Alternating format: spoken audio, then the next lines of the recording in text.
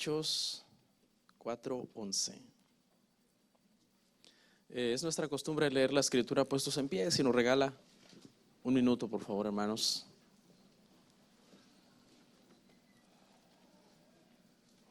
Gloria a Dios. Hechos 4:11 al 12.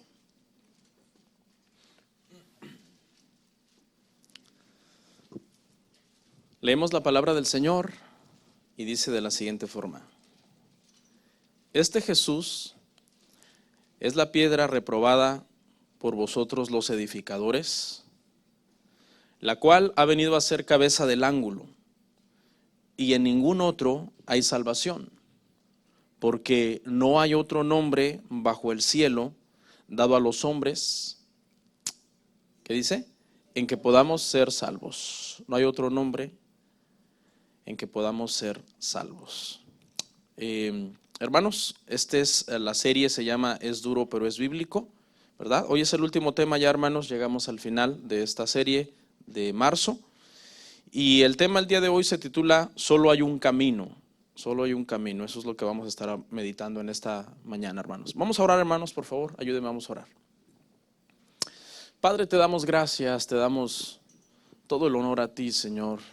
Nos presentamos delante de ti, Señor, con ese temor reverente, Padre, a tu palabra, y siendo conscientes de que no estamos aquí delante de un ídolo, no estamos acá delante de un ídolo de madera o de plata o de oro. No, estamos delante de un Dios real, un Dios verdadero, Padre.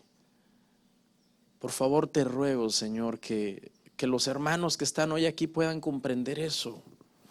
Que las hermanas que están hoy aquí puedan comprender eso. No estamos aquí perdiendo el tiempo, no estamos aquí acercándonos sin fe. No, estamos aquí porque estamos seguros. Tú estás en este lugar y que eres un Dios real, un Dios verdadero, Padre. Nos presentamos todos los que estamos aquí delante de ti, Padre. Queremos ser edificados en tu palabra. Ayúdanos, danos sabiduría, Señor. Fortalece a mis hermanos, al que está enfermo, al que está necesitado, al que está, Señor, dolido, al que está pasando cualquier situación familiar, matrimonial, legal, económica, de salud. Yo no lo sé, Padre, pero tú tienes ese cuidado de cada uno de mis hermanos. Te los encomiendo en tu mano, Señor, porque quizás yo puedo ser pastor de ellos temporalmente en esta tierra, pero tú eres el pastor de sus almas. Tú eres el que conoces lo más recóndito de su corazón, Padre. Yo te los entrego en tu mano, te los encomiendo, Padre, que los cuides. En el nombre de Jesús. Amén. Pueden sentarse, hermanos.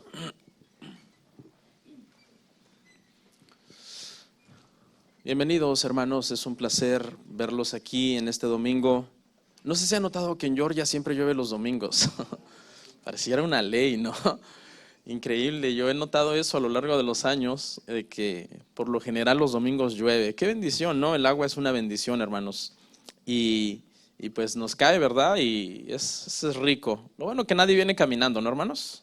No, todos venimos ahí en carro, ¿no? Y bien cómodos, con airito acondicionado, gracias a Dios, ¿no? Porque en otros países, hermano, hay hermanos en otras partes del mundo que se trasladan largas distancias para ir a sus iglesias caminando, bajo la lluvia, bajo el clima que es algunas veces, ¿verdad?, duro, y sin embargo hay un esfuerzo, hay una gratitud en las personas. Y acá, hermano, como que a veces uno se acomoda, hermano, no se acomode mucho. La comodidad es mala, ¿usted sabía? Cuando no somos cristianos y nos acomodamos, en lugar de ayudarnos, nos hace mal. Es malo para nosotros. Así que, bueno, este día, hermanos, el tema se titula Solo hay un camino, ¿ok? Y es un tema, hermanos, para terminar la serie. Y alguien dirá, pero ¿por qué usted lo mete dentro de la serie de Es duro, pero es bíblico? Y es precisamente, hermanos, porque este es un tema duro para muchas personas que no son cristianos, que profesan otras religiones, que nunca han oído el nombre de Jesús, que nunca han oído el evangelio, y en ese sentido es duro porque no hay otro camino al cielo. El camino es Jesucristo. Y fíjese que ayer terminé de leer el libro de los Hechos, quiero motivarlo a que lea la Biblia. Este año he estado haciendo mucho énfasis en que la iglesia lea la Biblia, ese como que va a ser el énfasis de todo el año 2018. Y cuando de repente digo, hermanos, leí un libro, terminé un libro de la Biblia, no quiero que me lo vayan a tomar que es para vanagloria, hermano, no. Cuando yo les digo, ayer terminé el libro de los Hechos, es porque los quiero motivar a que ustedes lean la Biblia. ¿Sabe cuánto me tomó? Lo leí en 2 semanas, leyendo 2 capítulos diarios.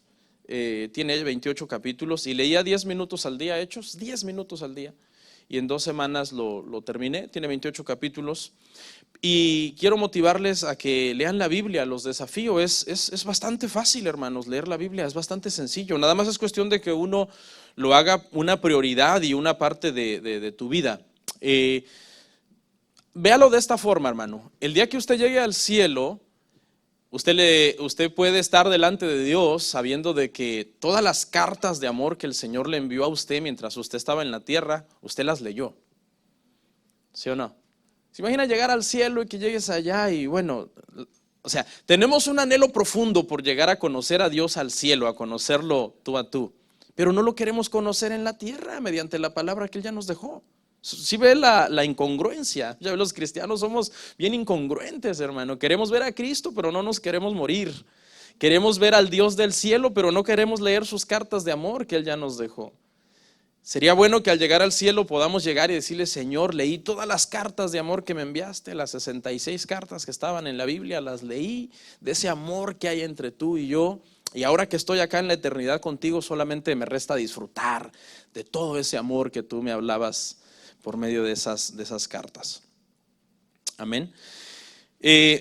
Cuando estoy mencionando que leí el libro de Hechos, lo estoy haciendo por un propósito específico, y es, hermanos, que cuando usted lee el libro de los Hechos, no hay lugar a dudas que todos los apóstoles y los discípulos y todas las personas que participan en este libro de Hechos, aunque fue solo escrito por un solo hombre, el doctor Lucas, el médico Lucas, pero ahí andaba Pablo, ahí andaba Timoteo, andaba Silas, andaba Bernabé, andaba Juan Marcos, un montón de personajes que forman parte de este libro.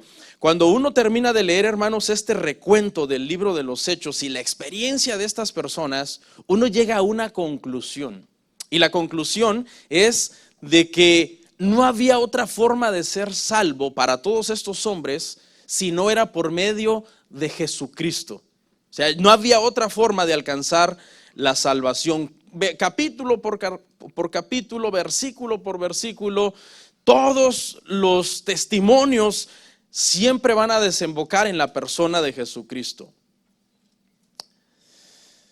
Y es duro, ¿sabe por qué? Es duro entre comillas, porque sabemos que Dios tiene el control soberano de todos los que han de ser salvos, ¿no? Y al final, sí, escuche, para que usted tenga consuelo, hermano, nosotros tenemos que predicarle a la gente y evangelizar a la gente y orar por la gente, pero le voy a hacer una aclaración.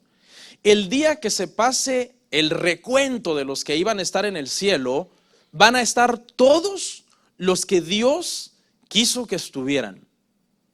Dios no va a estar en el cielo frustrado diciendo estoy triste y estoy frustrado porque acá hay personas que yo quería que estuvieran y no los pude salvar, no tuve esa capacidad.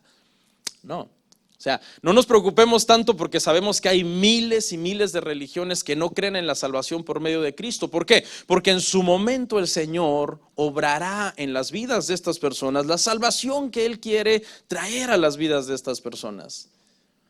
Igualmente en el infierno, cuando el infierno se pase lista. ¿Han oído un canto que dice que cuando allá se pase lista? Bueno, ese canto se refiere al cielo, ¿no?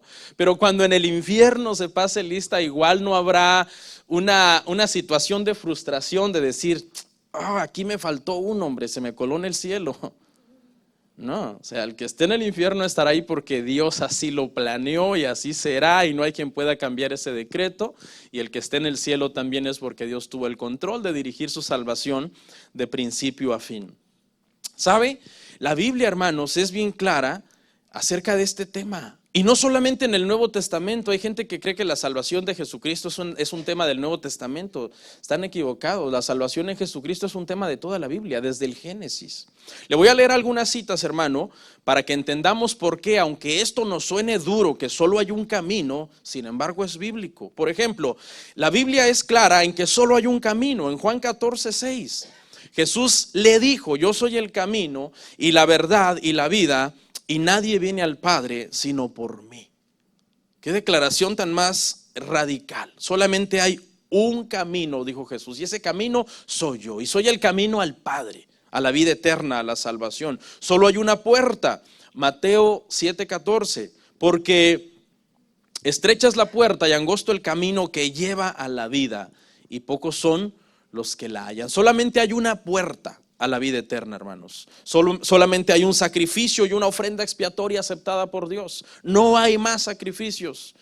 Los sacrificios humanos son desagradables a Dios porque Él diseñó un solo sacrificio. Hebreos 10:12-14 dice: pero Cristo, habiendo ofrecido una vez para siempre un solo sacrificio por los pecados, se ha sentado a la diestra de Dios, de ahí en adelante esperando hasta que sus enemigos sean puestos por estrado de sus pies, porque con una sola ofrenda hizo perfectos para siempre a los santificados. Un solo sacrificio, una sola ofrenda expiatoria. Todos los animalitos que se sacrificaron en el tiempo de la ley solamente eran sombras de la sustancia que había de venir del Cordero Pascual, el Cordero final, el que iba a venir a derramar su sangre por los pecadores que el Señor había elegido para salvación. Hay un solo mediador entre Dios y los hombres, 1 Timoteo 2:5, porque hay un solo Dios y un solo mediador entre Dios y los hombres, Jesucristo hombre. No hay ídolo que pueda hacer de intermediario. Usted sabe que las religiones paganas forman ídolos, hermanos, de madera, de yeso, de bronce, de lo que sea, de cartón, y se postran delante de estos ídolos y les piden que por favor intercedan ante ellos, que intercedan por ellos ante Dios. No sirven, porque la Biblia dice que tienen oídos y no oyen, tienen ojos y no ven, manos y no palpan, pies y no caminan. Dice que tales como esos ídolos que son inútiles, es igual de inútil el que los hace. Y eso es duro, pero es bíblico, ¿verdad? La idolatría, hermano, ¿se acuerda cuando usted quizás estaba perdido y andaba con algún ídolo encima de usted, pensando que ese ídolo lo iba a ayudar, iba a interceder por usted ante Dios? No sirven. El único mediador que Dios puso es Jesucristo. ¿Ok? Ahora vamos a nuestro pasaje. Y la primera frase que voy a analizar es la frase que dice: Jesús, la piedra reprobada por los edificadores, es en realidad la cabeza del ángulo. ¿A quiénes les están hablando aquí los apóstoles, verdad? Pedro y Juan están predicando y les están hablando a los judíos. Les están hablando a aquellos que creían que tenían la mejor religión. Ellos decían: no, nosotros tenemos la mejor religión, y habían caído hasta en un orgullo farisaico y fanático, hermano, los judíos, y menospreciaban a los gentiles. Y bueno, siempre ha habido guerra entre judíos y gentiles. Después los gentiles se la devolvieron a los judíos, y bueno, siempre ha habido esa especie de lucha, pero ambos han tenido culpa en esa guerra que existe entre judíos y gentiles. Ninguno es más culpable ni más inocente. Tanto los judíos tuvo esa época en que tenían por perros a los gentiles, como también hubo una época en que los gentiles se levantaron y odiaron a los judíos. Pero Pedro les dice algo bien impactante a estas personas. Les dice: la roca que ustedes desecharon era el cimiento de su edificio. ¿Se imagina? Qué grave. O sea, les está diciendo en otras palabras que su religión no tenía cimientos, que toda la maquinaria religiosa llena de leyes de hombres que ellos le habían añadido a la ley, y de los montón de cosas y que ellos habían añadido, en realidad era un edificio sin cimientos, que estaba a punto de derrumbarse y que no podía salvar a nadie. Eso es lo que están diciendo acá los apóstoles. No hay salvación, les dice, para que les quede claro, en ningún otro nombre. Es una declaración demasiado atrevida, porque para estos entonces el nombre de Dios obviamente estaba prohibido, ¿no?, mencionarlo, y todavía decir que la salvación era en el nombre de Jesús era gravísimo, era una blasfemia. Tú podías ser asesinado por esta declaración. ¿Sabe por qué no fueron asesinados al decir esto? Porque dice que los doctores de la ley, cuando usted lee todo el contexto de la historia, tenían miedo del pueblo. Pedro y Juan, por haber dicho que no había salvación fuera de Jesús, ellos debieron de haber sido apedreados, porque lo que estaban haciendo delante de la religión judaica era una blasfemia. Pero los hombres, aunque ardieron en ira por lo que ellos estaban diciendo, no pudieron, porque dijeron, el pueblo va a venir y nos va a matar, porque el pueblo ya está oyendo esta doctrina y están creyendo todo lo que estos hombres están enseñando. Solamente los amenazaron, ya no sigan diciendo esto, por favor, y váyanse. Pero ellos siguieron hablando de Jesús, siguieron diciendo la misma verdad de que no había salvación fuera de Jesús, que no era por medio de la religión de los doctores de la ley. ¿De dónde sacaron este valor estos hombres, hermano? ¿De dónde sacaron estas convicciones? Estos hombres, si usted se regresa un poquito en la historia, 3 años y medio antes, eran unas personas comunes y corrientes, que de igual forma, si hubieran oído decir a otra persona que la salvación era por otra persona y no por la religión, hasta ellos mismos, hasta Pedro mismo hubiera apedreado a alguien que hubiera dicho eso. Pero ahora es Pedro, es Juan, son ellos los que lo están diciendo. ¿De dónde sacaron este valor? ¿De dónde sacaron estas convicciones, esta determinación a estar dispuestos a morir diciendo no hay salvación fuera de Jesús? Mátenme, no hay salvación fuera de Él. Jesús se los dijo, es cierto, pero cualquiera puede decir eso. Jesús les dijo, el Padre y yo uno somos, y no hay otra forma de ir al Padre, yo soy el camino al Padre. Pero no solamente se los había dicho, sino que Él se los había demostrado con obras. Jesús no solamente era poderoso en palabra, era poderoso en obras. Caminó sobre las aguas, sanó a los leprosos, resucitó a los muertos, levantó a los paralíticos, libertó a los endemoniados y al final coronó su ministerio con el milagro más grande de los evangelios, la resurrección de Jesucristo. Él mismo resucitó de entre los muertos. Todas las demás religiones que tienen algún líder, llámese hermanos Buda, llámese hermano Krishna, llámese alguno de esos del hinduismo, llámese Mahoma, esas personas están en la tumba, pero la tumba de Jesús está vacía. ¿Qué lo hace diferente de todos los demás? Muy fácil, Jesús es Dios. Sencillo.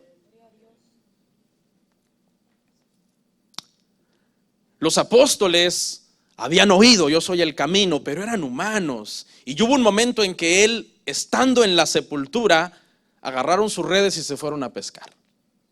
Pero cuando lo vieron resucitado, ese fue el milagro, el que selló el ministerio de Jesús. Y cuando lo vieron resucitado, ellos dijeron, no hay otra forma de ser salvos. Ha resucitado de entre los muertos. Todo lo que Él dijo ha sucedido tal y como lo dijo. Por lo tanto, si Él es Dios, no hay salvación fuera de Él.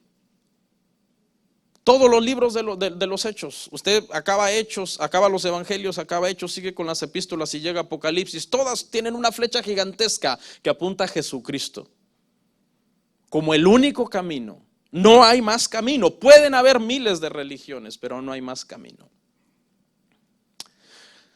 Si usted naciera en una isla y usted creciera en esa isla y usted creciera con una Biblia, usted solo y la Biblia en esa isla, sin ninguna influencia de ninguna doctrina, sin ninguna influencia de ningún teólogo, de ningún pastor, de ninguna iglesia, y usted leyera toda la Biblia de Génesis a Apocalipsis, sin la influencia teológica de nadie más que le estuviera diciendo, cree esto, cree aquello, cree lo otro, al final, cuando usted cerrara la Biblia en Apocalipsis 22, 21, usted quedaría postrado diciendo, Jesús es el Señor. La Biblia es clarísima, Jesús es el Señor, Jesús es el camino y no hay salvación fuera de Él. Lo que pasa es que ahora con la influencia de tanta gente, que una corriente viene y te dice una cosa, que otra corriente viene y te dice otra, nosotros podemos aplicar esta analogía que yo le acabo de decir, la podemos aplicar para cualquier tema. Cuando alguien venga y te dice, no, el infierno ya no existe, usted aplique esa analogía. Si yo estuviera solo en una isla y leyera la Biblia desde Génesis hasta Apocalipsis, yo llegaría a la conclusión que esta persona me está tratando de influenciar después de leer todo lo que la Biblia dice del infierno. Lo que pasa es que a veces nos dejamos llevar por la gente que nos viene a meter sus conceptos. Por eso es bien importante, hermanos, que ustedes lean la palabra de Dios. La palabra de Dios, hermanos, es nuestra máxima autoridad para fe y conducta. Todo lo que debemos de creer está en la Biblia. Y todo lo que debemos hacer o conducirnos en está en la palabra del Señor también. Pero pastor, todas las religiones dicen lo mismo que usted está diciendo. Todas las religiones dicen que ellos son la verdad y que ellos tienen el camino. Primera de Corintios 1:18 dice así: porque la palabra de la cruz es locura a los que se pierden, pero a los que se salvan, esto es a nosotros, es poder de Dios. Todas las religiones dicen tener la verdad. Y es un argumento muy usado por todos los que son escépticos y en realidad tienen un poco de razón, porque es cierto. Todas las religiones dicen tener el camino. La diferencia, hermanos, entre el cristianismo y las demás religiones es bien sencillo. Escuche, el cristianismo es una religión exclusivista.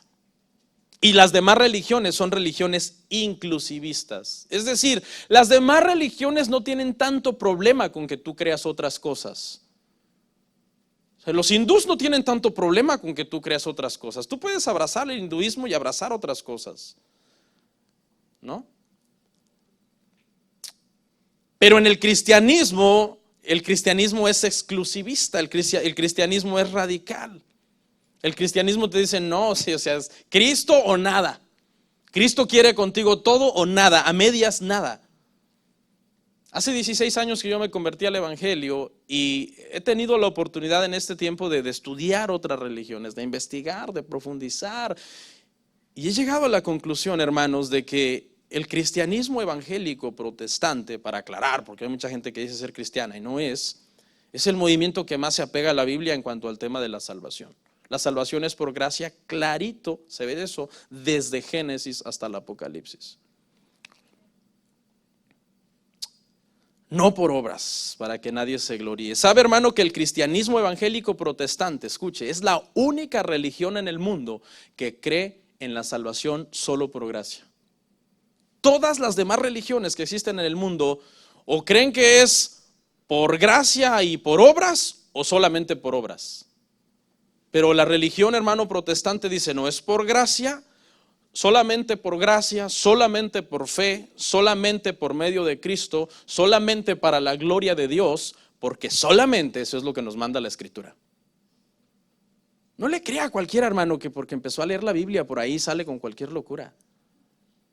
La Biblia hay que leerla completa para nosotros, hermano, poder tener una mejor doctrina y un mejor entendimiento de lo que es la salvación. Por eso este año yo los quiero desafiar, hermano, no se deje engañar, lea la Biblia completa. Yo siempre lo he dicho, es más, cuando yo diga algo que está fuera de contexto a mí mismo, incrépeme y dígame, pastor, mire, yo creo que aquí analicémoslo porque yo soy el pastor, pero yo no soy infalible. ¿Sí entiende? Yo no tengo ninguna agenda secreta en convertirlo a mi religión. Lo que sí me interesa es que todos lleguemos al conocimiento pleno de la verdad. Por ejemplo, en el tiempo en que nació la iglesia cristiana estaba en turno el Imperio Romano y el Imperio Romano era inclusivista, es decir, ellos eran politeístas y creían en muchos dioses. ¿Cuál fue el choque entre el Imperio Romano y la iglesia cristiana? Fíjese, si los cristianos le hubieran dicho a los romanos, conocimos un Dios que se llama Jesús, los romanos no hubieran tenido ningún problema, hubieran dicho, ok, simplemente incorpórenlo a los demás dioses que ya tenemos. ¿Sabe cuál fue el problema? Que los cristianos le decían a los romanos, conocimos a Jesús, es el único Dios y si lo adoras a Él no puedes adorar ningún otro. Ese fue el problema. Que los cristianos vinieron con un mensaje exclusivista y radical y dijeron no hay salvación fuera de su nombre. Pero si los cristianos hubieran dicho no, pues Jesús es solo un Dios más, no hubiera habido problema. Los romanos hubieran dicho, oh, está bien, yo tengo muchos, pero uno más no me queda. No me sobraría, no me haría daño tener un Dios más.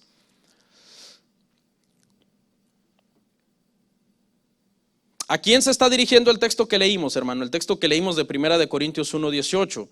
Se está dirigiendo a las dos comunidades, por decirlo así, que representaban a toda la gente de aquel entonces. La comunidad judía, que eran los religiosos, y la comunidad griega, que dentro de los griegos se contaban a todos los gentiles, independientemente de qué nación fueran. Mire lo que le dijo Pablo a estas personas que eran tanto griegos unos como judíos otros, en el verso 22, por favor, 1 Corintios 1:22, simplemente vaya un poco más abajo, o a la siguiente página, no sé.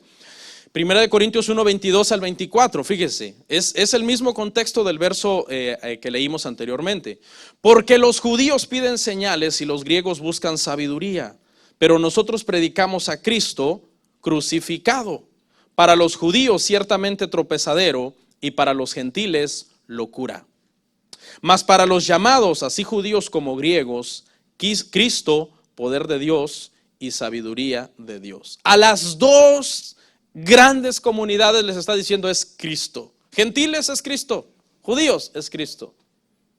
No, ¿qué es nuestra ley? Es Cristo. No es que esto abroga la ley, sino que hay que entender que en la ley no hay salvación. En la ley no hay salvación. La salvación es en Cristo. No con esto que usted va a hacer de la ley lo que usted quiera, porque no somos antinomianistas tampoco. Y a los paganos les dice, es Cristo. Dice que los judíos pedían señales, es decir, ellos querían más señales, cuando Jesús había dado la señal más grande ya, había resucitado. Esa era la señal más grande de que Él era Dios. Claro que ellos sobornaron a los soldados y le dijeron, digan que el cuerpo fue robado. Y ese mito, de hecho, se extendió por muchos años todavía en Israel. No hay pueblo más religioso que los judíos en la tierra, llenos de fábulas, supersticiones, fanatismo, legalismo extremo. Por favor, hermanos, les quiero pedir un gran favor. Lean la Biblia y dejen de andar siguiendo esos evangelistas del Facebook que se dicen judíos. Please. Yo veo que a veces el evangelista fulano que es judío puso que las lunas de sangre, que una vaca roja nació en tal lado. Ay, no, una vaca roja, me la como. Please, lea la Biblia. Hay gente en el cristianismo que tiene un apego así como que en el judaísmo hubiera la salvación. Ay, yo quiero una estrella de David. ¿Dónde está eso en la Biblia? Tal vez algunas cosas por adorno, ¿no? Y ya quieres tener una menorá o una mesuzá o qué sé yo, por adorno. Pero ay, que te vas a arrodillar y a orar delante de la menorá diciendo, ay, ayúdame Dios, bendíceme más, guíame con tu luz. La luz es Cristo. Hay gente tan ignorante, hermano, en el judaísmo no hay salvación. Si usted dice ser cristiano y usted cree que en el judaísmo hay salvación, usted es un hereje. Hágame favor, pastores enseñando en estos tiempos que los judíos no necesitan el evangelio. Los judíos, ahorita, hermano, hay un pastor, voy a decir nombres, casi no digo, pero hay un pastor que se llama John Hagee. Él dice que los judíos no necesitan venir al Cristo, al evangelio. Que ellos, los que se guarden correctamente su ley, serán salvos. ¿Sería esa la conclusión a la que usted llegaría si usted leyera toda la Biblia desde Génesis hasta Apocalipsis? No. Cuando usted llegue a este verso donde dice que no hay salvación en otro nombre ni fuera de Cristo, usted quedaría en una confusión. ¿Sí? ¿Pero cómo? Pues si la Biblia dice esto. Hermanos, todo eso que se ha metido ahorita de movimiento judaico a la iglesia cristiana, póngase a investigar. ¿Sabe qué es? Eso es cábala, es cabalística. Cabalística, una mezcla de religiones extrañas, que la estrella de David, que no sé qué. Por favor.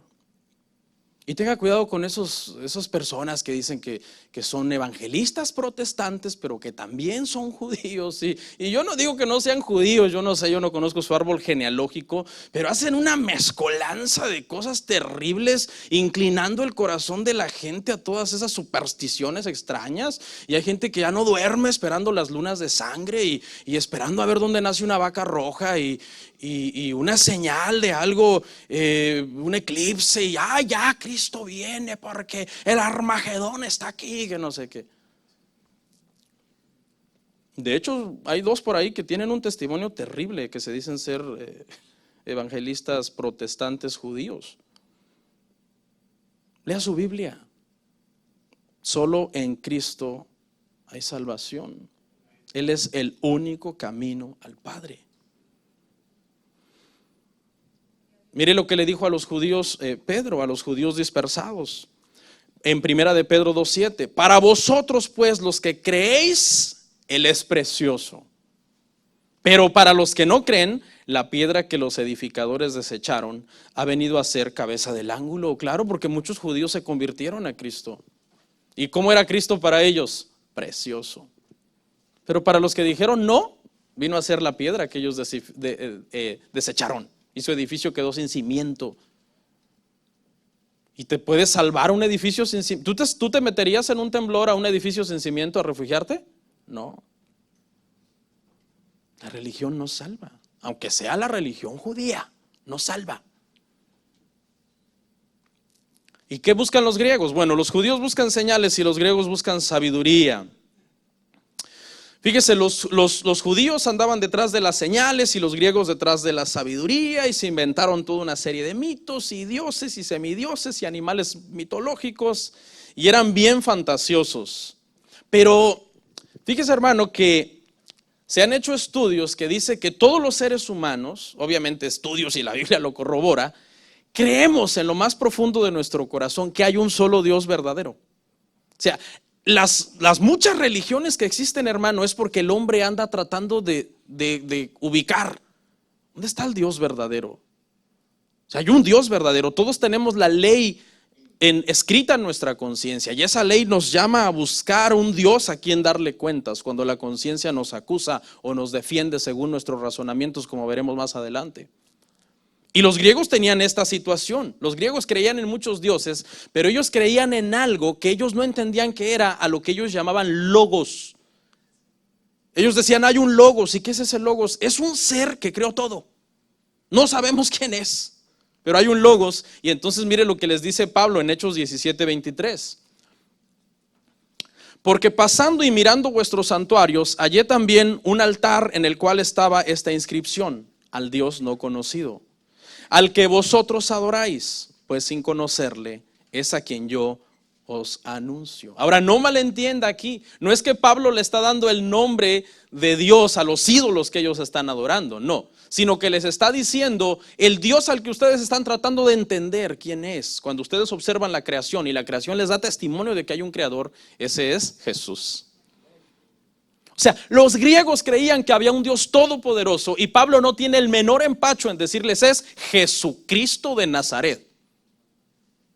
Porque recuerde que Juan lo identifica plenamente y dice, en el principio era el verbo y el verbo era Dios. Y el verbo era con Dios desde un principio. ¿Y que esa palabra verbo en griego qué es? Logos, Jesús. El mismo que de alguna forma los griegos estaban tratando de entender quién era. Se llama Jesús. Pero rechazaron el mensaje, tanto judíos como gentiles. Obviamente algunos se convirtieron, y ahorita lo vamos a ver en la frase número 3 que vamos a analizar. Pero los judíos querían matar a Pablo por decir que la salvación era en Cristo. ¿Se acuerda la vida de Pablo? La vida de Pablo fue un martirio. ¿Por qué? Porque su predicación era Cristo, Cristo, Cristo, la cruz de Cristo. No me propuse predicar otra cosa sino a Cristo. Y a Cristo y a Cristo. Bueno, te vamos a matar. Los judíos lo querían matar. Hubo una ocasión, hermano, en que Pablo estaba preso en un lugar y ya había 40 varones judíos que dijeron, es nuestro, nos lo vamos a comer, hablando entre comillas del odio que le tenían. Hicieron un juramento, están hechos. Juramos, dijeron esos 40 varones, no volver a comer hasta que le demos muerte a Pablo. Pero no contaban con que el hombre que tenía preso a Pablo, a la autoridad suprema que lo tenía preso, esa noche lo mandó custodiado con 200 jinetes y flecheros y lanceros a otra ciudad. Pobrecitos, se han de haber muerto de hambre. No sé cómo lo hicieron, porque juraron por Dios no volver a comer hasta que mataran a Pablo, y no lo pudieron matar porque se les escapó. Pablo después fue llevado preso a otros lados y estuvo 2 años en Roma y 1 año y medio en otro lado, en otra casa. ¿Será que no comieron por todos esos 3 años y medio? Tenían un odio encarnizado contra Pablo, y Pablo les dijo, y fíjese que Pablo, él podía decir, ok, mátenme, pero él apeló a César y le dice, o sea, porque yo estaba leyendo eso y digo, ¿será que Pablo tenía miedo que lo mataran? No, o sea, si Pablo dijo, para mí el vivir es Cristo y el morir es ganancia, porque diera a entender como que Pablo no quiere que lo maten, y entonces él apela a César. Porque si no apela a César, el que lo tenía lo iba a soltar. Y al soltarlo lo iban a matar. Yo digo, pues Pablo hubiera dicho, ok, suéltenme y que me maten, ya, se acabó todo. No, pero él apela a César. Y entonces no se lo pueden entregar a los hombres que lo quieren matar porque lo tienen que llevar ante César. Pero ¿sabe por qué? Porque Pablo sabía que vivo le hacía bien al cuerpo de Cristo. Por eso decía, no sé qué escoger. Quiero estar con el Señor, pero también quiero estar con ustedes, hermanos. Quiero predicarles el evangelio. ¡Wow! ¡Qué tremendo! Un hombre dispuesto, porque la muerte hubiera acortado su sufrimiento. Y el apelar a César alargó su sufrimiento más años. Naufragios, lo mordió una serpiente. ¿Se acuerda cuando llega a la isla de Malta y dice que se están calentando en un lugar? Y Pablo va a jalar unos leños y entre los leños, entre las ramas, viene una serpiente súper venenosa. La Biblia no lo dice, pero lo podemos deducir de lo siguiente que le diré ahorita. Y cuando Pablo tira los leños en el fuego, la serpiente siente el calor y se le lanza a Pablo y se le prende de la mano. Y Pablo la sacudió, dice, yo estaba imaginando esa escena mientras lo leía. Pablo dice que la sacudió en el fuego, se quemó la serpiente ahí por mala. Y dice que los de la localidad dijeron, estaban atentos, ya se va a empezar a hinchar, ya se va a morir. ¿Por qué? Porque ellos vieron que la serpiente era una serpiente venenosísima, que ese era el efecto que le hacía a las personas que picaba. Cuando dice que vieron que no le pasó nada, ¿sabe qué dijeron? Porque los idólatras siempre piensan así. Este es un Dios. Y en ese lugar había un hombre importantísimo que tenía un familiar enfermo y Pablo dijo, llévenme allá, y fue y lo sanó. Todos los sufrimientos que Pablo pasó por haber apelado a César, naufragios, hambres, persecuciones, amenazas de muerte. ¿Por qué? Porque lo que le interesaba era llenar lo más que pudiera los continentes del evangelio de Jesucristo y que no había salvación fuera de la predicación del evangelio de la cruz. Qué tremendo. ¿Y sabe qué hicieron los griegos? Para burlarse del evangelio, mandaron a hacer una estatua cuando oyeron este mensaje de la cruz de Cristo. ¿Sabe qué hicieron? Una aberración. Mandaron a hacer una estatua de un hombre con una cabeza de asno y lo crucificaron y lo pusieron en un circo. Esa fue la respuesta de los griegos al evangelio de Pablo, burlarse de Cristo. ¿Y sabe por qué? Porque para ellos los dioses eran dioses poderosos, que no podían ser débiles y dejarse matar en una cruz. O sea, ¿cómo nos vienes a hablar de un hombre que se dejó matar en una cruz? Ese no es Dios. Entonces se burlaron de esa manera y rechazaron el mensaje. Pastor, ¿y quiénes no lo rechazaron entonces? Esa es la frase que vamos a analizar del pasaje que leímos. Escuche lo hermoso. Mas para los llamados, Cristo es poder de Dios y sabiduría de Dios. Es decir, de entre esas dos comunidades había ciertas personas que eran llamados por el Señor y que se convirtieron, griegos, judíos.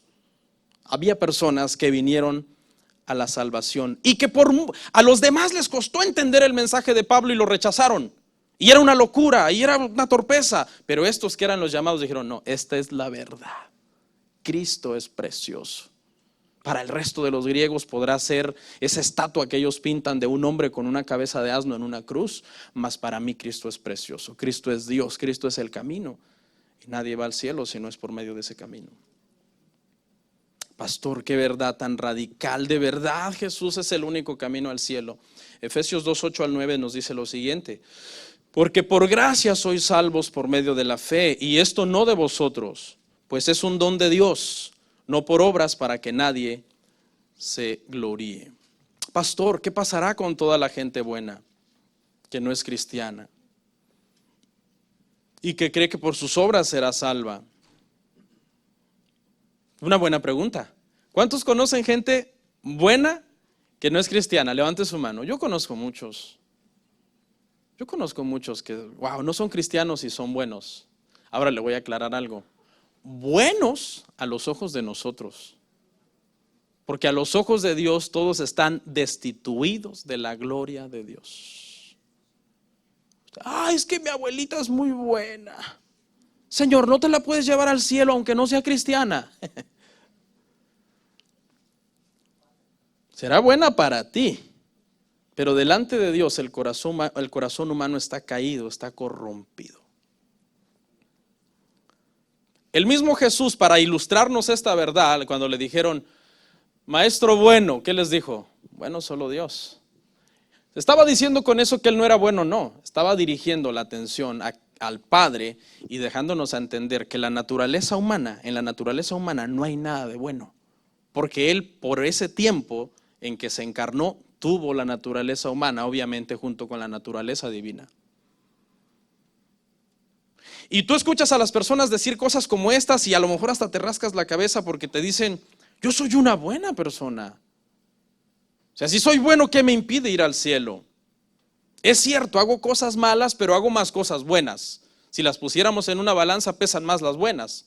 Si las malas me llevan al infierno, pero son menos pesadas que las buenas, por lo tanto las buenas me deberían de llevar al cielo. Y otros se enojan y reaccionan violentamente. ¿Me estás diciendo que no voy a ir al cielo solo porque no soy cristiano? Y otros deducen lo siguiente: solamente la gente verdaderamente mala va al infierno. Y empiezan a hacer una lista: secuestradores, violadores, asesinos, pedófilos. Y ellos dicen, yo no soy eso, se quieren distanciar de ellos. Solamente ellos van al infierno. O sea, ¿cómo Dios me va a llevar a mí al infierno que soy bueno, junto con un violador, secuestrador, asesino que le corta los miembros a la gente y la cabeza? O sea, ¿Dios me va a poner en la misma balanza de ese hombre? Sí, porque la salvación no es por obras, la salvación es por gracia, para los llamados del Señor.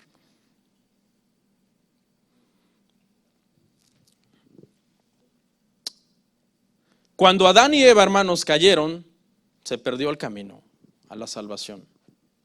Se perdió el camino. Y desde entonces el hombre tiene milenios tratando de hacerse su propio camino, pero después de la caída de Adán y Eva, Dios proveyó el camino. O sea, el camino a Dios es tan difícil de encontrar que nadie lo encontraría si Dios no lo diera.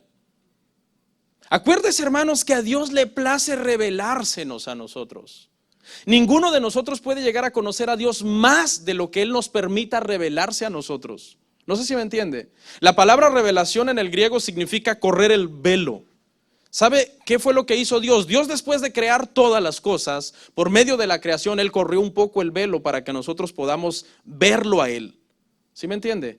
¿Sí? La creación es una forma de que Dios está tratando de que nosotros lo veamos a Él. La creación es un evangelista. Antes de que Adán pecara, Adán entendía clarísimo por la creación que Dios era Dios y que Dios era creador. Pero después de la caída eso se perdió. Ahora la creación ya no es un evangelista tan claro, ya es un evangelista un poco difuso, que nos cuesta. Por eso tenemos la palabra escrita y la ley escrita en nuestras conciencias. Dios creó el camino al cielo. Y de esa forma, escuche, ya la salvación no quedó jamás en las manos del hombre, sino en las manos de Dios.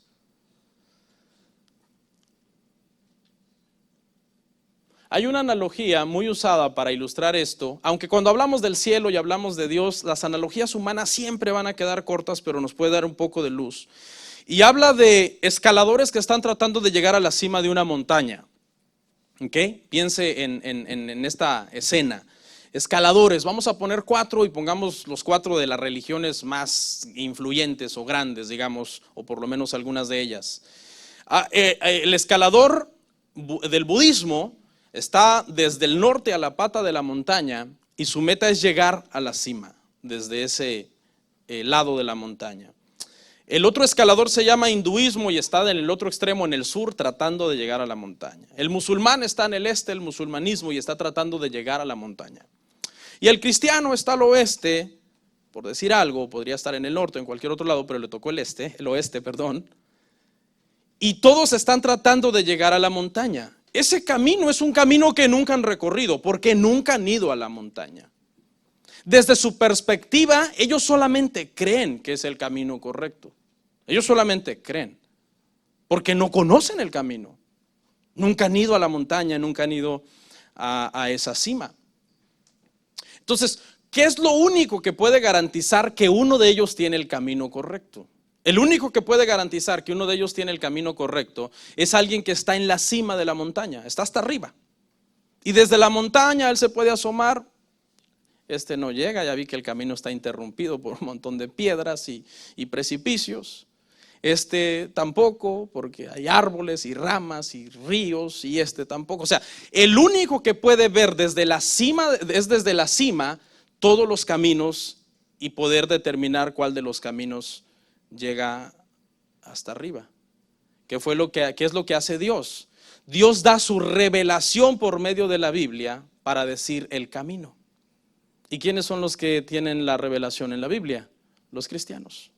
O sea, es en la Biblia donde Dios le dice a las personas: este es el camino, porque Él tiene la perspectiva desde arriba. ¿Sí? Los demás no tienen la perspectiva desde arriba, porque solamente la Biblia es el libro sagrado que se ha comprobado científicamente y por todos los métodos que es la palabra revelada de Dios. No el libro del Mormón, no el Corán, no esos libros que por más que profesen ser sagrados están llenos de errores. Ahora, fíjese, seguimos con la analogía. ¿Qué hace Dios? Dios, el Padre, que desde arriba sabe cuál es el camino correcto, envía a su Hijo. Y va y le dice a los suyos, a sus llamados, a sus escogidos: yo soy el camino. ¿Sí entiende? Todas las demás religiones están tratando de llegar a Dios a la cima de la montaña. Y en el cristianismo lo que Dios hace es descender de la montaña, a salvar abajo en la pata de la montaña al cristiano y a decirle: este es el camino. ¿Y cuál es el camino? Jesucristo. Mientras que todas las demás religiones están tratando de llegar a Dios, en el cristianismo Cristo llegó a nosotros. Él vino a salvarnos. Usted ya tiene vida eterna si usted es cristiano. Usted ya tiene vida eterna. Los que creen en mí, dijo Jesucristo, tienen vida eterna y no perecerán jamás. O sea que lo que Jesús hizo fue traernos el cielo a nosotros para que nosotros podamos entrar al cielo. El cielo primero entró a nosotros. Cuando nosotros nacemos de nuevo, hermano, el cielo entra en nosotros. Estoy hablando metafóricamente, ¿no?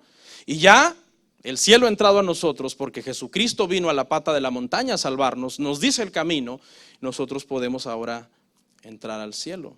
Hay personas que quieren entrar al cielo. Si yo hiciera una encuesta aquí, a menos que aquí haya algún ateo, ¿no? Y digan: no, yo no. Yo si hiciera una encuesta aquí y dijera: hermanos, ¿quién quiere entrar al cielo? Todos diríamos amén, todos levantaríamos la mano. Ahora permíteme hacerte una pregunta: ¿está el cielo en ti? ¿Y qué es eso, pastor? O sea, ¿tú vives una vida en santificación como si ya estuvieras en el cielo? Las cosas que tú haces, las palabras que tú usas, los pensamientos a los que tú les das rienda suelta, ¿son dignos del cielo? No, pastor, porque yo a veces hago cosas que no están. Bueno, pues síguete santificando, sigue agradando a Dios, haciendo su voluntad, porque ¿cómo es posible que querramos entrar al cielo teniendo vidas y conductas que no glorifican al Señor? Ahora, ¿a quién se le ocurrió esto, hermano? Esta idea tan dura de un camino, ¿se le ocurrió a Dios? No es un invento de nosotros los cristianos. Yo, si la Biblia enseñara que hay otros caminos, eso sería lo que yo enseñaría. Que hay otros caminos. Es lo que la Biblia me enseña a mí, que hay un solo camino, es lo que yo enseño, es lo que yo creo. Porque para mí la Biblia es la máxima autoridad en esta tierra. Es la máxima autoridad, es la palabra de Dios, es infalible, es inerrante, es la verdad. Entonces escuche, no es que los cristianos somos exclusivistas o de mente cerrada, no. El que es exclusivista y de mente cerrada, entre comillas, es Dios. Es Él es el que es exclusivista. Él es el que dice no y qué, solamente de un camino. ¿Y cómo ven? ¿Me entiende? O sea, no somos nosotros, es el mensaje de Él. Ahora, pastor, contésteme las siguientes preguntas ante este mensaje. Surgen muchas, pero voy a hacer dos. ¿Qué de las personas, pastor, que viven en lugares tan remotos o en junglas y montañas tan inhóspitas que nunca han oído el evangelio? ¿Qué me dice de eso, pastor? O sea, estas personas no tienen la culpa de estar en estos ambientes tan aislados y no han oído el evangelio. ¿Qué de las personas, pastor, que nunca han oído el nombre de Jesús? ¿No? Se cree que hay millones de personas. Por ejemplo, el hinduismo es una religión que tiene millones de profesantes. Y según datos, algunos de ellos, cuando muchos misioneros les han ido a evangelizar y les dicen Jesús, ¿what? Jesús, ¿qué es eso? Yo nunca había oído eso. Y ya les comienzan a hablar. Por cierto, el evangelio tiene un poder, hermano, en estos lugares tremendo. Bueno, el evangelio tiene poder en todos lados, pero no sé, la gente está más sensible, más necesitada. Los millones de dioses de su hinduismo no les ha satisfecho el alma.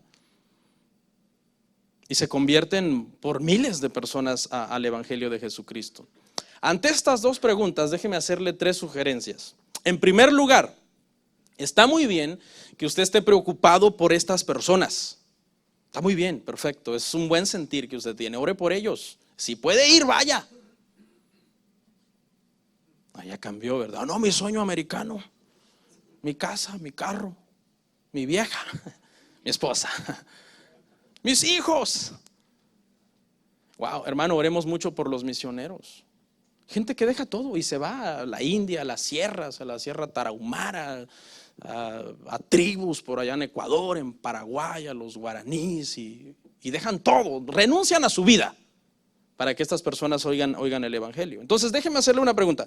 Está bien que usted está interesado por ellos, pero la pregunta es, ¿está usted interesado por usted? ¿Está usted haciendo algo por la salvación de usted? Esa es la pregunta. ¿O simplemente se le ocurren estas preguntas como zancadilla para el cristianismo? O sea, usted dice, esta pregunta no me la van a contestar, soy demasiado listo. Segundo, ¿usted cree que Dios no está al tanto de esas personas? Imagínese, hermano, que para Dios el planeta Tierra, hermano, es como una pelotita de tenis. Y Él puede voltearla y darle vuelta y ver a todos, no importa en qué parte del planeta estén, ¿no? No importa si es la ciudad donde hay un montón de edificios diminutos, o si es una jungla, o si es un desierto, o si es una sierra, un área montañosa. ¿Usted cree que los ojos del Señor no están sobre esas personas? ¿Que Dios es muy chiquito y que esos lugares son muy inhóspitos para Él? No, hermanos. Esas preguntas que a nosotros se nos ocurren pueden ser tricky, pueden ser difíciles, pero la sabiduría nuestra es como la sabiduría de una hormiga ante la sabiduría de Él. Él tiene cuidado de todos sus escogidos, de todos sus llamados, no importa dónde estén, Él los traerá al Señor.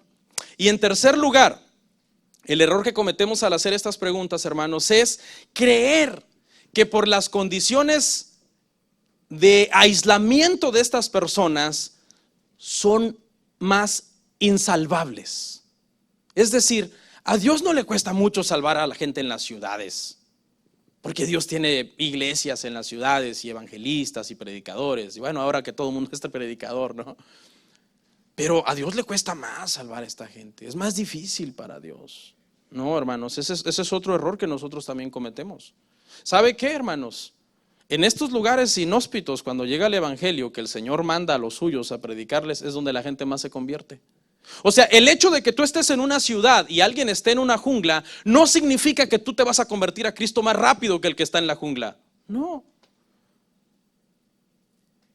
Porque es más, la gente de las ciudades se acomoda, tiene todo, una vida fácil. Por ejemplo, muchos jóvenes aquí lo que están pensando es en el party ahorita. A ver, ¿a qué hora se calla este viejo? ¿No? Se hace una vida cómoda, una vida de placeres, de deleite. Mientras que estas personas en las junglas, ¿sabe qué pasa cuando llega el evangelio a lugares tribales y lugares apartados? Y hay una conversión masiva, ¿sabe qué hacen? Tienen que cerrar las cantinas. Porque el cantinero se convirtió. Y los clientes también. El cantinero un día ya cuando está medio empezando a creer y los otros también le dicen, oiga muchachos, estamos haciendo mal, ¿verdad? Sí, porque ya estamos oyéndole. No, pues cerremos esto. Y el jefe de la policía dice, ya nadie viene a la cárcel, porque los cristianos ya no roban, espero. Ya no están trayendo clientes ya. Y el carcelero se convierte, el jefe de la ciudad se convierte y cerremos la cárcel, hombre, hagamos una escuela, una iglesia. Esto que le estoy contando es literal, hermano. Estos fenómenos se dan en lugares tan remotos como estos. ¿Tú crees que porque tú estás en la ciudad tú eres más alcanzable o más salvable que estas personas? El Señor salva de los 4 puntos de la tierra, dice en Isaías, que traería a sus escogidos. Pero sí preocupémonos por hacer algo por ellos, hermano. Tenemos que pensar como iglesia. Es tiempo, yo creo que como iglesia comencemos a pensar en estas personas. Porque sí, gloria a Dios, el Señor manda a personas. Pero también deberíamos decirle, Señor, hoy no quieres que tú que yo vaya. Jóvenes, yo motivo a muchos acá que tienen las posibilidades de viajar a otros países. Yo les digo algo, ¿saben qué? Ahorren un dinero y en lugar de irse a París, con esos $1,500, $2,000, vayan a visitar una ciudad pobre de su país. Si tienen la posibilidad de viajar a su país, a Honduras, a Guatemala, a México, de donde usted sea, vaya y trate de ayudar. Lléveles ropa, lléveles unos zapatos. Digo esto por los que pueden ir y venir, ¿no? Que tienen esa bendición. Nuestra vida no va más allá, hermano, de simplemente cumplir nuestras metas personales. Nosotros tenemos que servir al Señor de muchas formas. Y esa es una excelente forma de servir, hermano. Aunque la salvación no es por obras, pero eso es una evidencia de que nosotros hemos gustado la salvación del Señor.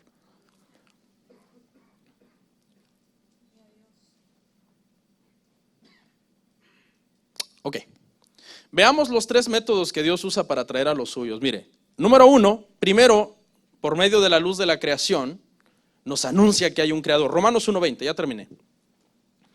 Porque las cosas invisibles de Él, su eterno poder y deidad, se hacen claramente visibles desde la creación del mundo, siendo entendidas por medio de las cosas hechas, de modo que no tienen excusa. Desde aquí ya partimos, de que el que se pierda no tendrá excusa. Porque hay un evangelista que se llama La Creación, en el cual las cosas eternas de Dios se hacen visibles. ¿Qué dijo David? Los cielos cuentan tu gloria y el firmamento las obras de tus manos. La creación es un evangelista. Yo antes de ser cristiano, yo siempre volteaba para todos lados y veía esas inmensidades de nubes allá donde crecí en unos cerros. Yo creo que algunos no me creen, ¿verdad? Cuando digo eso. Un día voy a ir a mi tierra a tomar fotos. Yo decía, wow. Vivía en medio de algunas montañas. Me acuerdo todavía de los nombres de los cerros. Creo que eran dialectos, porque uno se llamaba Guitune, otro se llamaba Gebeseche. Si mi familia está viendo este video por YouTube, está riendo. Está mencionando los cerros de allá. Pero no hablo dialecto. Ya quisiera. No, ya quisiera hablarlo. Y yo veía todas esas cosas, veía los ríos. Yo crecí bañándome en los ríos, yendo a cortar mangos a los árboles. A veces me los robaba. ¿Para qué? Voy a confesarme, ¿no? Vámonos, le decía a mi hermano, porque ahí viene la dueña. Y salíamos corriendo. Era una señora bien enojada. Tía Pina le decíamos.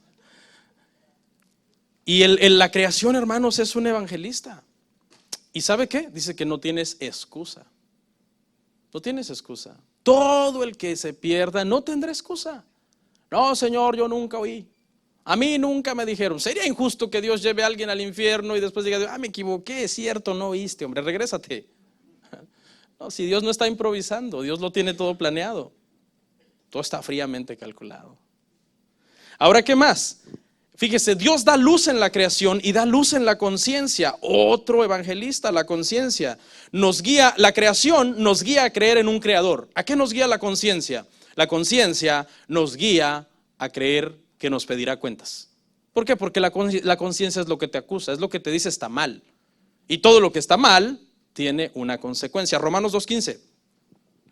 Mostrando la obra de la ley escrita en sus corazones, dando testimonio su conciencia y acusándoles o defendiéndoles sus razonamientos. O sea, uno mismo comienza a razonar y acusarte. No, esto está bien, yo lo hice porque lo hizo aquel, pero de todos modos no lo debía haber hecho. Y esta luz te va haciendo creer, hay un creador y aparte hay que darle cuentas a este creador.